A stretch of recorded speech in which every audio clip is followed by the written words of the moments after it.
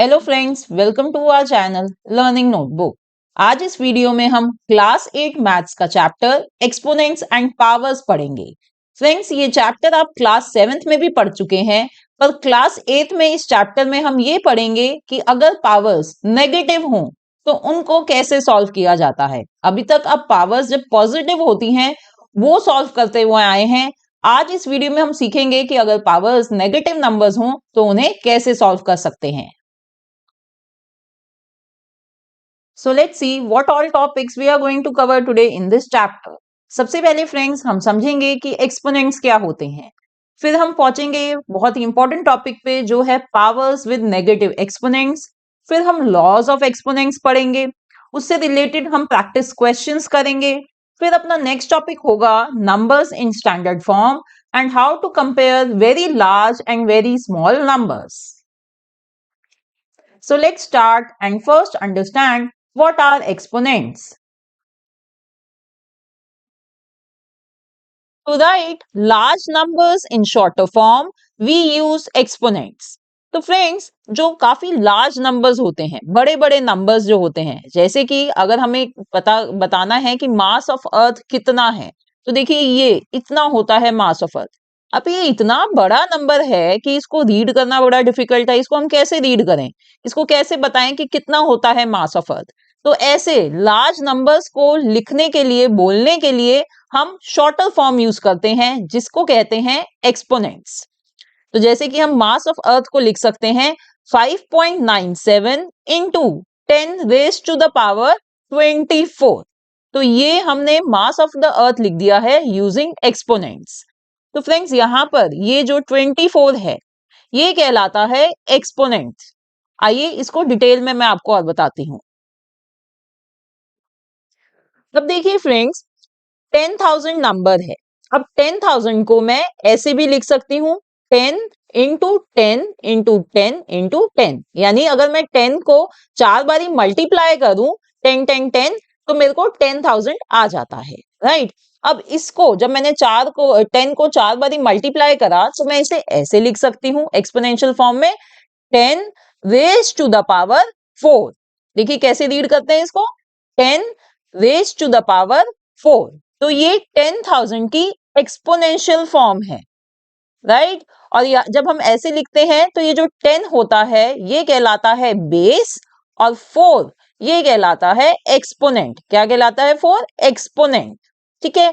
अब इसी तरह से अगर मैं 8 है जो मेरा नंबर, इसको मैं लिख सकती हूँ 2 इंटू 2 इंटू 2, यानी अगर मैं 2 को 3 बारी मल्टीप्लाई करती हूँ तो मुझे 8 मिलता है, राइट। अब एक्सपोनेंशियल फॉर्म में मैं इसको लिख सकती हूँ 2 रेज टू द पावर 3। इसी तरह इसमें जो 2 है वो क्या है? बेस, और 3 क्या है? एक्सपोनेंट। ओके। अब फ्रेंड्स, यही एक्सपोनेंट्स अभी हमने पॉजिटिव नंबर्स देखे हैं। अब यही एक्सपोनेंट्स नेगेटिव हो जाएं, जैसे कि 2 रेज टू द पावर -3 हो जाए या 10 रेज टू द पावर -4 हो जाए, तो उसका क्या मीनिंग होता है अब वो समझेंगे। So let's move to our next topic, powers with negative exponents.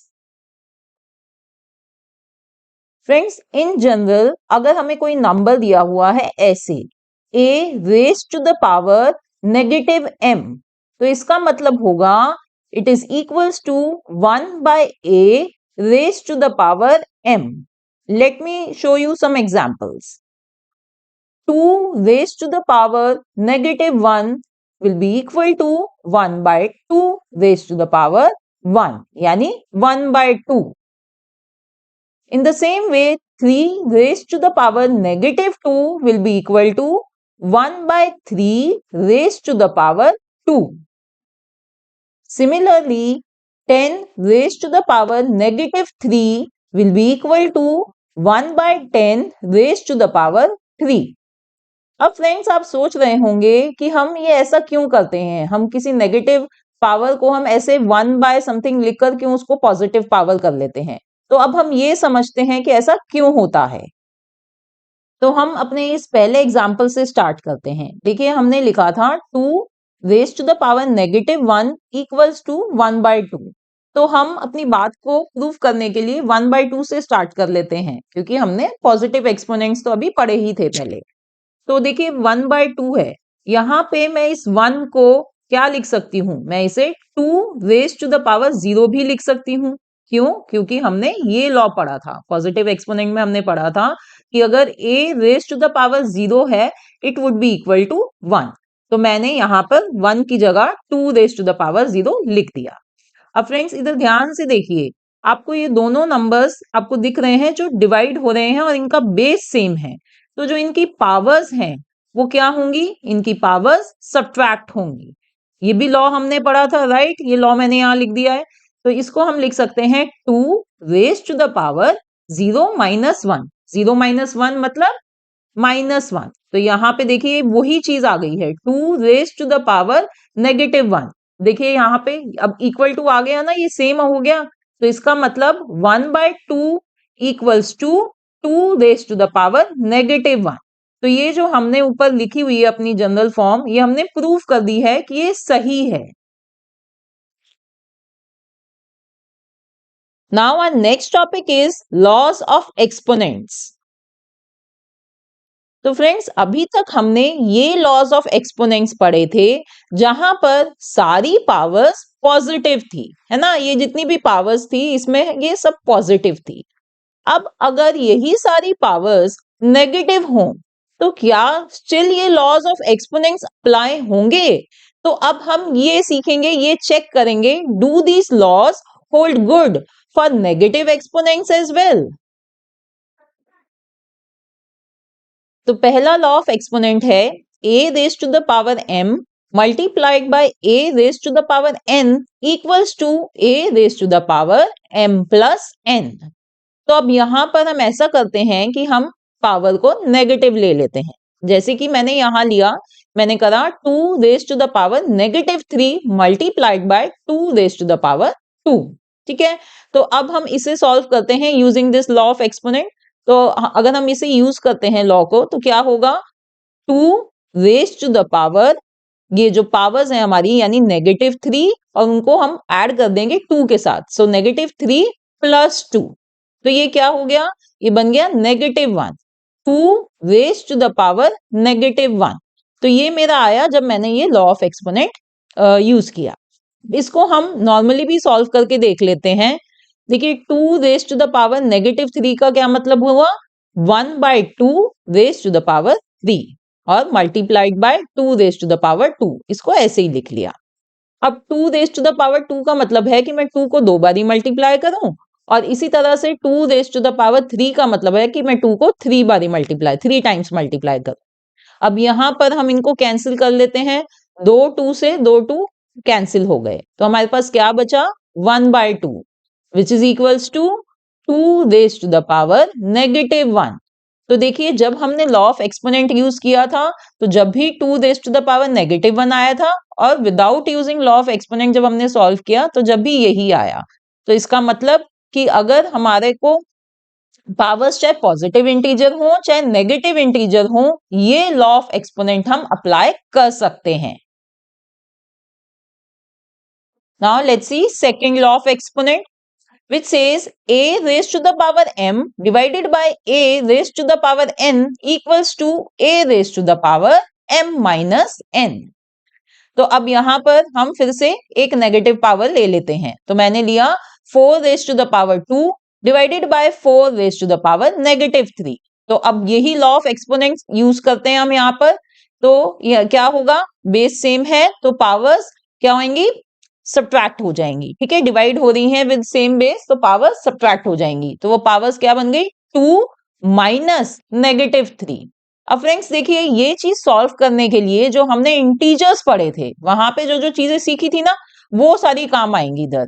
यहाँ पर माइनस माइनस है तो वो क्या हो जाएगा? वो बन जाएगा पॉजिटिव, प्लस बन जाएगा, तो हो जाएगा 2 + 3 विच इज इक्वल्स टू 5।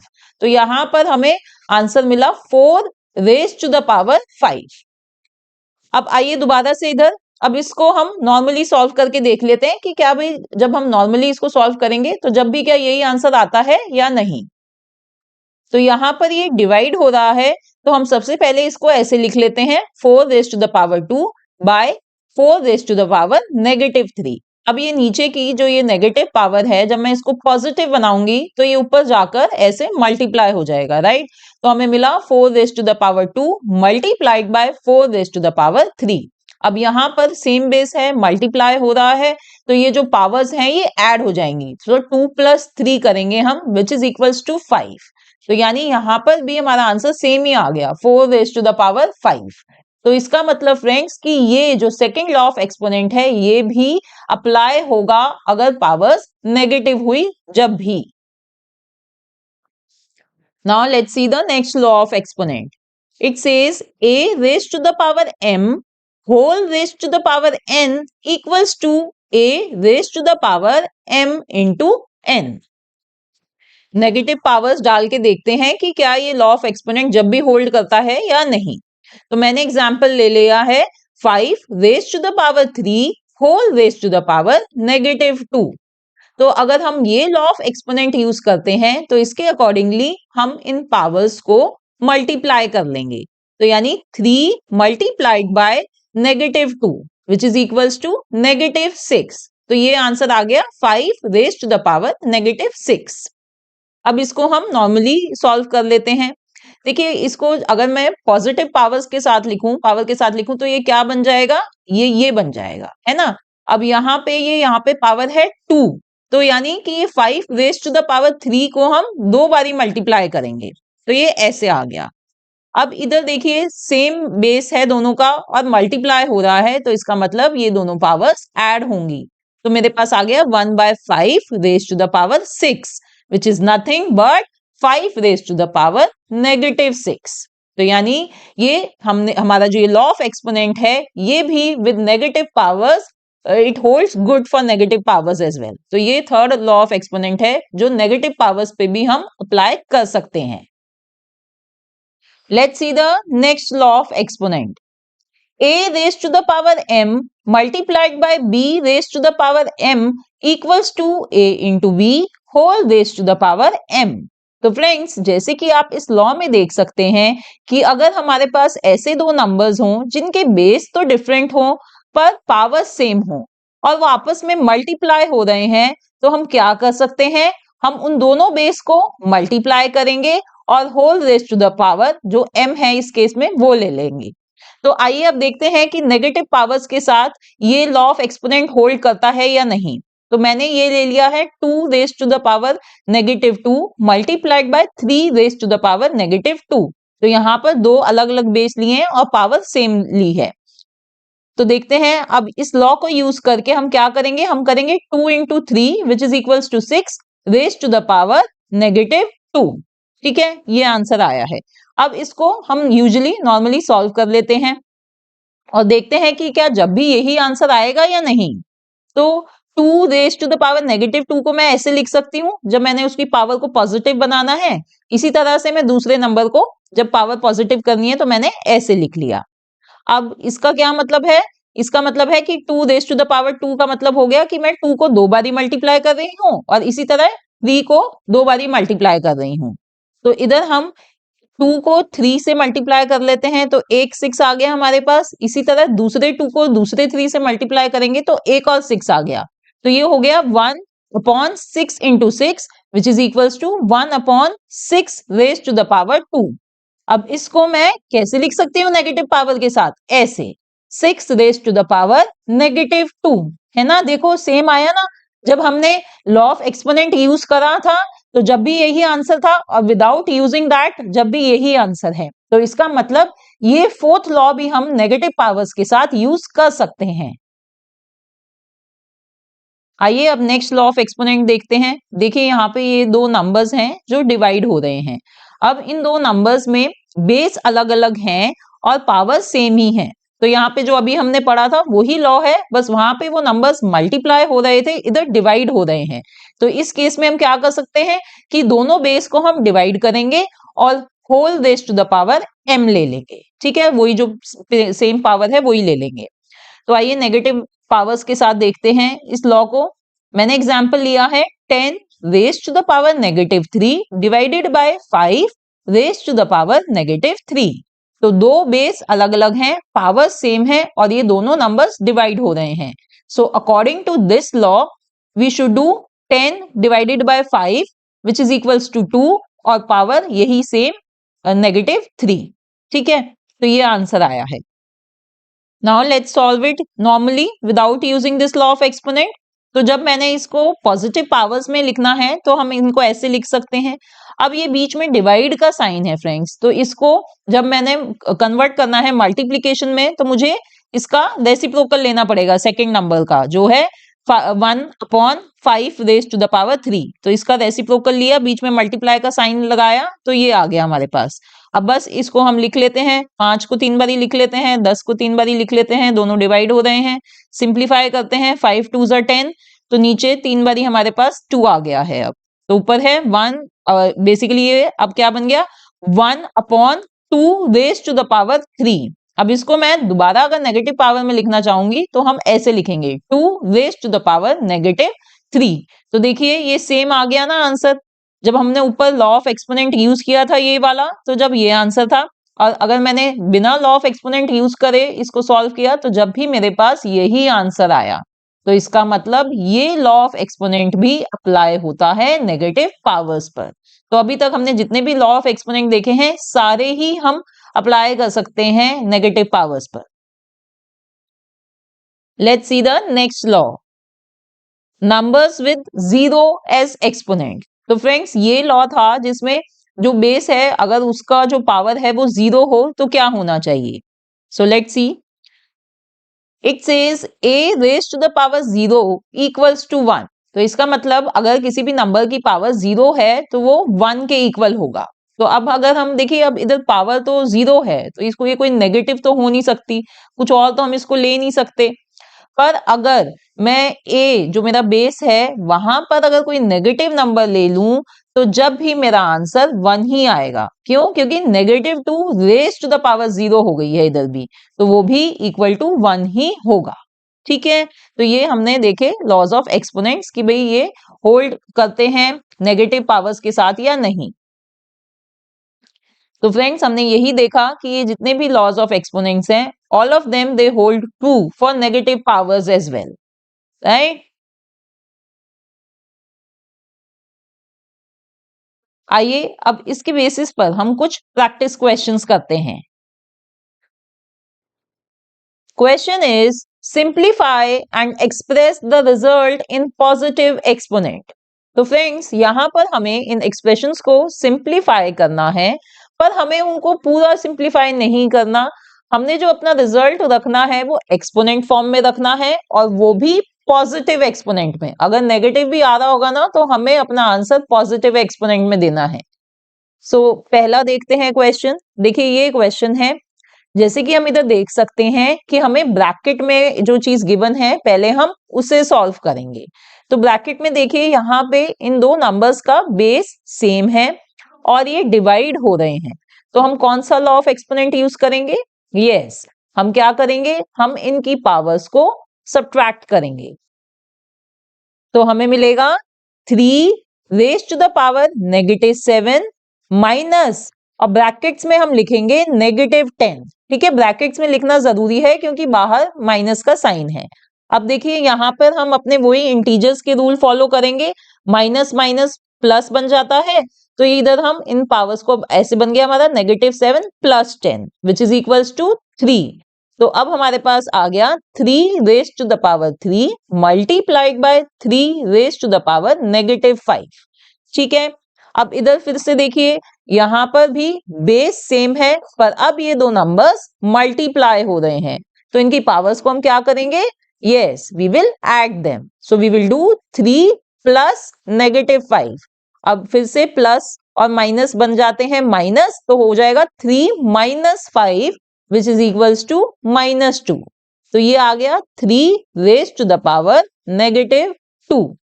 पर फ्रेंड्स देखिए मैंने आपको बताया था कि हमें अपना आंसर पॉजिटिव एक्सपोनेंट में देना है, तो क्या लिखेंगे हम इसको? हम लिखेंगे 1/3 रेज़ टू द पावर 2। तो ये है आपका final answer. Now let's see the next question.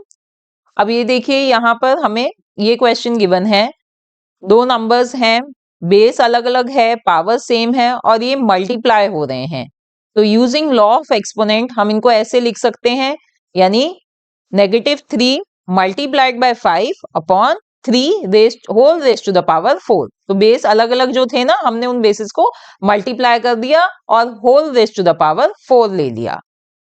अब -3 और 3 को हम काट देते हैं, कैंसिल कर देते हैं, तो हमारे पास आएगा -1 multiplied by 5 raise to the power 4।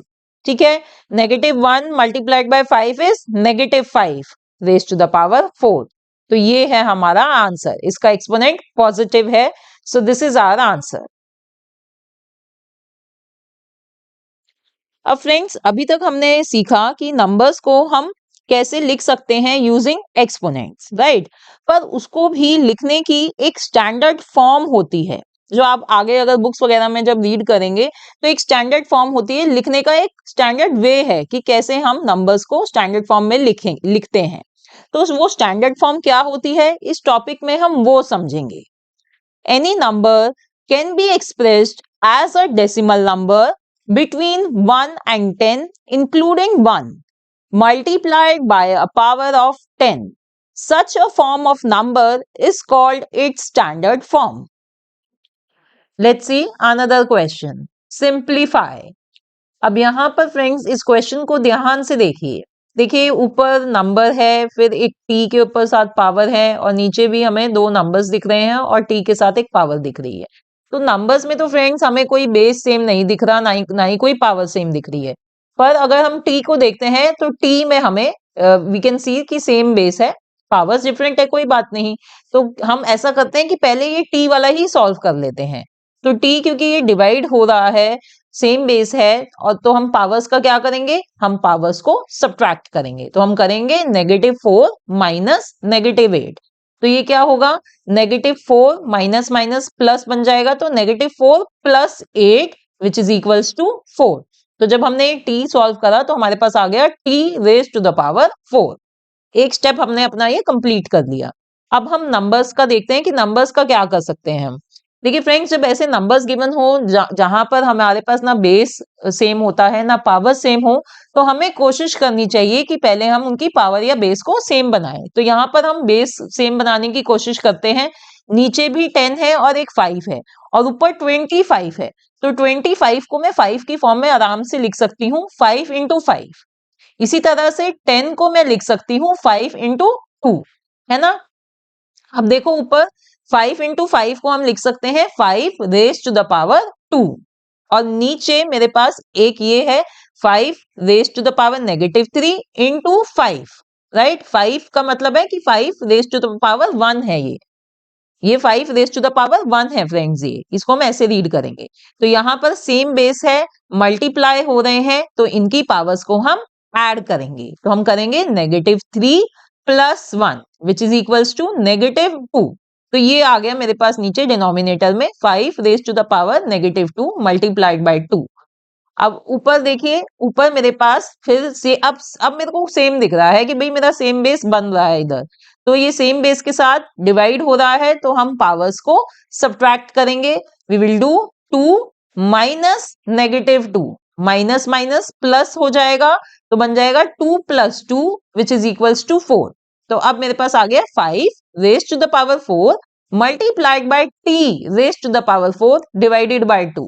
अब नेक्स्ट स्टेप क्या होगा हमारा, देखिए यहां पर पावर सेम दिख रही है अब हमें, और वो मल्टीप्लाई हो रहा है, तो हम इसको लिख सकते हैं ऐसे 5 into T whole raise to the power 4 divided by 2। तो ये फ्रेंड्स, ये मेरा आंसर है इधर। देखिए यहाँ पे हमें सिंप्लीफाई करना था, तो हमने अपना आंसर ये निकाल लिया है इधर। अब इससे ज्यादा सिंप्लीफाई इधर नहीं हो सकता, right. So this is our final answer. अब फ्रेंड्स, हमारा नेक्स्ट टॉपिक है नंबर्स इन स्टैंडर्ड फॉर्म। तो फ्रेंड्स, किसी भी नंबर को स्टैंडर्ड फॉर्म में लिखने के लिए पहले हम उसे डेसिमल नंबर में लिखते हैं, और वो भी बिटवीन 1 and 10 इंक्लूडिंग 1। और फिर उस डेसिमल नंबर को हम मल्टीप्लाई करते हैं बाय अ पावर ऑफ 10। वो जो फॉर्म होती है वो कहलाती है उस नंबर की स्टैंडर्ड फॉर्म।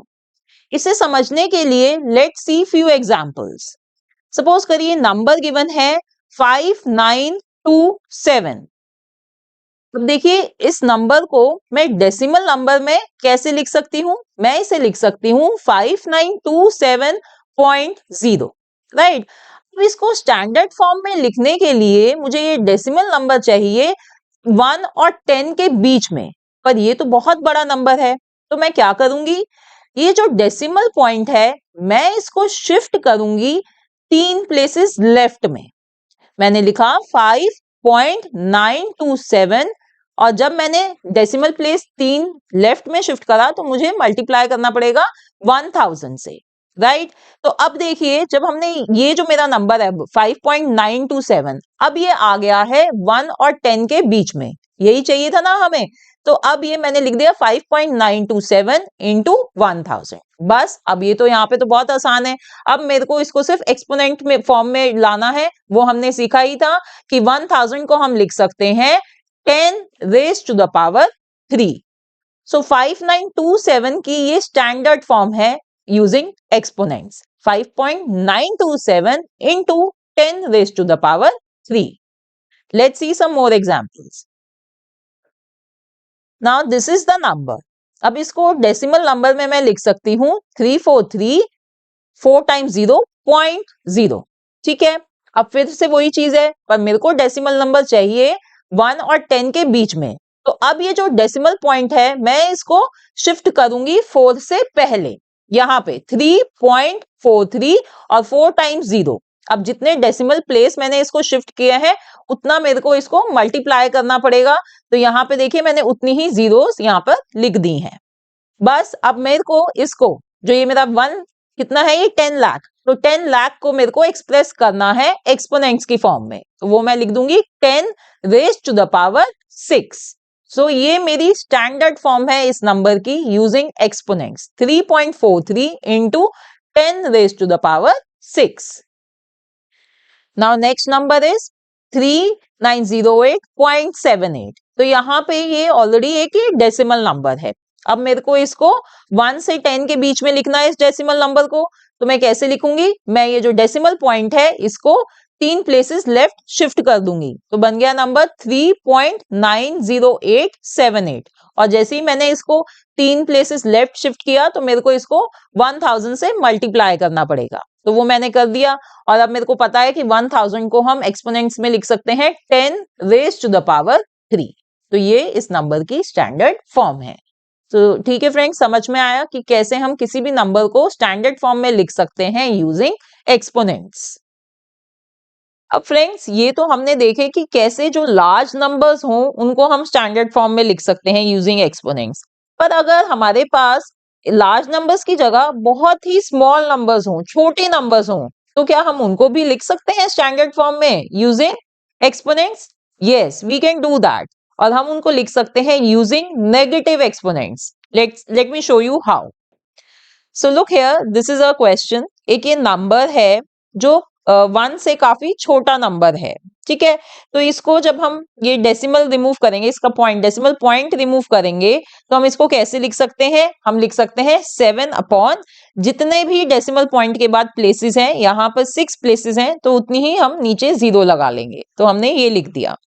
अब इसको हम फर्दर कैसे लिख सकते हैं using exponents? We can write it as 7 upon 10 raise to the power 6।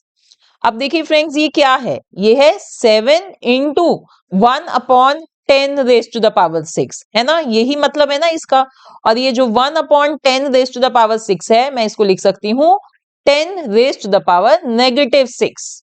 तो देखिए ये कि छोटे से नंबर को भी हमने स्टैंडर्ड फॉर्म में लिख दिया with the help of using negative exponents. हमने लिख दिया इसको 7 into 10 raise to the power negative 6। अब इसी तरह से एक और नंबर देखते हैं। अब फ्रेंड्स इस नंबर को ध्यान से देखिए। अब हमें इसका जब डेसिमल नंबर लिखना है तो आप क्या करेंगे? क्या आप ये डेसिमल पॉइंट को एंड तक शिफ्ट करेंगे? क्या आप इसको 16 लिखेंगे? नहीं, क्योंकि हमने सीखा है कि हमें ऐसा डेसिमल नंबर बनाना है जो it should be between 1 and 10। तो यहां पर हम डेसिमल पॉइंट को मूव करेंगे 1 के बाद तक, तो यानी हम लिख देंगे 1.6 डिवाइडेड बाय, अब 3 डेसिमल प्लेसेस तक हमने पॉइंट शिफ्ट करा है तो नीचे हम 3 जीरो लिख देंगे, तो ये बन गया 1.6 डिवाइडेड बाय 1000। 1000 को हम लिख सकते हैं 10 रेज टू द पावर 3, और इस तरह से हम इसको अलग कर सकते हैं 1.6 multiplied by 1 upon 10 raise to the power 3 which is nothing but 10 raise to the power -3। ठीक है, तो देखिए यहां पर भी हमने इस छोटे से नंबर को स्टैंडर्ड फॉर्म में लिख दिया यूजिंग नेगेटिव एक्सपोनेंट्स। अब ये नेक्स्ट डेसिमल नंबर है, सबसे पहले हम इसको 1 और 10 के बीच में लिख लेंगे डेसिमल नंबर में, तो हमने इसको लिखा 3.46, वही जैसे मैंने आपको अभी पीछे एग्जांपल में बताया था कि हमने 1 और 10 के बीच में लिखना है, इसीलिए हमने अपना जो डेसिमल पॉइंट है वो 3 के बाद शिफ्ट किया है। तो यहाँ पे कितने डेसिमल प्लेसेस पे हमने मूव करा था पॉइंट? 4, तो नीचे यहाँ पर हमने 4 जीरो लिख ली हैं। अब ये क्या बन गया? 3.46 divided by 10 raise to the power 4, और हम इसको लिख सकते हैं 3.46 multiplied by 10 raise to the power -4। तो फ्रेंड्स ये था हमारा topic, how to write numbers in standard form. अब नेक्स्ट हम बात करेंगे how to compare very large and very small numbers. Friends देखिए, जब हम बात करते हैं कंपेयरिंग वेरी लार्ज नंबर्स में, तो उसका एग्जांपल मैं आपको देती हूँ जो आपको आसानी से समझ आ जाएगा। अगर हमें diameter of the sun and diameter of the earth को कंपेयर करना है तो वो हम कैसे करेंगे? हमें पता है कि ये जो दोनों के डायमीटर हैं they are very large numbers, right? तो पहले तो हम उन लार्ज नंबर्स को स्टैंडर्ड फॉर्म में एक्सप्रेस करेंगे। अगर आपको गिवन है वो लार्ज नंबर्स और वो स्टैंडर्ड फॉर्म में नहीं है, तो सबसे पहले आप उन्हें स्टैंडर्ड फॉर्म में लिखेंगे, जैसे कि अभी हमने सीखा है कि हम कैसे लिख सकते हैं। अब अगर जब हमने उनको लिख लिया स्टैंडर्ड फॉर्म में, तो हम पहले तो उनके ये एक्सपोनेंट्स हैं उनको कंपेयर करेंगे। अब यहाँ पे हमें दिख रहा है कि एक है 10 रेज टू द पावर 9 और दूसरा है 10 raise to the power 7। Obviously हमें पता है कि 10 रेज टू द पावर 9 जो है वो बड़ा है as compare to 10 raise to the power 7 से, तो इसलिए diameter of the sun is greater than diameter of the earth. अब आप सोच रहे होंगे कि अगर किसी केस में एक्सपोनेंट सेम हो तो क्या करें? तो जब फ्रेंड्स आप उनके डेसिमल नंबर्स को कंपेयर करेंगे, ठीक है, जिसका डेसिमल नंबर बड़ा होगा वो लार्ज नंबर होगा। इसी तरह से फ्रेंड्स हम वेरी स्मॉल नंबर्स को भी कंपेयर कर सकते हैं। अगर हम बात करें अपने रेड ब्लड सेल्स की, तो उनका साइज बहुत छोटा होता है, देखिए इतना छोटा होता है, और इसी तरह से जो प्लांट सेल का साइज होता है वो भी काफी छोटा होता है। तो ये ऑलरेडी हमें स्टैंडर्ड फॉर्म में गिवन है, तो हमें इनको कंपेयर करना है। तो हम शुरुआत वैसे ही करेंगे कि हम इनके एक्सपोनेंट्स को कंपेयर करेंगे। बस यहाँ पे अब ये है कि जो एक्सपोनेंट्स हैं वो नेगेटिव हैं, तो उन्हें कैसे कंपेयर करें? ध्यान से सुनिए, क्योंकि काफी सारे स्टूडेंट्स इसमें गलती करते हैं और गलत आंसर लिख कर आते हैं। देखिए फ्रेंड्स, जब हमें ऐसे नेगेटिव एक्सपोनेंट्स दिए हुए हों और हमें उनको कंपेयर करना हो, तो आप पहले इनको पॉजिटिव मान लीजिए। आप मान लीजिए कि आपको 6 और 5 को कंपेयर करना है, तो हमें पता है कि 5 छोटा है 6 से, राइट? अगर पॉजिटिव एक्सपोनेंट की बात करते हैं तो 5 6 से छोटा होता है, पर जब ये नेगेटिव बन जाता है तो 5 6 से बड़ा होता है। उल्टा हो जाता है जब हम नेगेटिव एक्सपोनेंट्स को कंपेयर करते हैं। तो इसीलिए हम कहेंगे that size of plant cell is greater than size of red blood cell. ठीक है, बिल्कुल वैसा ही है जैसे लार्ज नंबर्स कंपेयर करे थे, हमें एक्सपोनेंट्स ही कंपेयर करने हैं यहाँ पर भी पहले। बस इसमें जब कंपैरिजन करते हैं तो वो उल्टा हो जाता है, जो पॉजिटिव में नंबर होता है जो बड़ा होता है, नेगेटिव में वो छोटा हो जाता है। ठीक है, और अगर सेम नेगेटिव एक्सपोनेंट्स हैं तो आप उनके ये डेसिमल नंबर्स कंपेयर करेंगे। ठीक है, अब हमारा नेक्स्ट टॉपिक है एडिंग नंबर्स विद एक्सपोनेंट्स। तो फ्रेंड्स, अगर आपको दो नंबर्स विद एक्सपोनेंट्स गिवन हो तो आप उन्हें कैसे ऐड कर सकते हैं, अब हम ये सीखेंगे। सपोज करिए कि हमें बताना है कि मास ऑफ अर्थ और मास ऑफ मून दोनों का एडिशन यानी टोटल कितना होता है, तो हम इनको कैसे ऐड करेंगे। तो देखिए हमें ये गिवन है, मास ऑफ अर्थ ये है, मास ऑफ मून ये है। तो पहली जो चीज आपने करनी होती है वो है कि ये जो दो एक्सपोनेंट्स होते हैं ये दोनों को हमें सेम करना होता है। हमें दिख रहा है कि मास ऑफ अर्थ में ये है 10 रेज टू द पावर 24 और इधर है 10 रेज टू द पावर 22। तो ये 24 और 22 को हमें सेम करना पड़ेगा, या तो 22 को 24 बनाएंगे या 24 को 22 बनाएंगे। ठीक है, तो देखिए 24 को 22 बनाना ज्यादा आसान है, तो पहले हम वो कर लेते हैं। हम 10 रेज टू द पावर 24 को लिख सकते हैं 100 into 10 raise to the power 22। ठीक है ना, लिख सकते हैं ना। अब नेक्स्ट स्टेप में हम करेंगे कि हम 5.97 को मल्टीप्लाई कर देंगे 100 से, तो वो बन जाता है 597। ठीक है, अब देखिए इन दोनों में से हम 10 raise to the power 22 common ले सकते हैं, तो हम उसको कॉमन ले लेते हैं। फिर हमारे पास अंदर ब्रैकेट्स में बच गया 597 plus 7.35। Let's add them, we get 604.35 into 10 raise to the power 22। तो ये है हमारा आंसर। तो ठीक है फ्रेंड्स, तो ऐसे हम किन्हीं भी दो नंबर्स को विद एक्सपोनेंट्स को ऐड कर सकते हैं। पहले आपको उनके एक्सपोनेंट्स को सेम करना पड़ेगा, जब ही आप उनको ऐड कर सकते हैं आगे। और यही सेम मेथड होता है इन नंबर्स को सब्ट्रैक्ट करने का। तो याद रखिएगा कि आप इसी मेथड से नंबर्स को सब्ट्रैक्ट भी कर सकते हैं।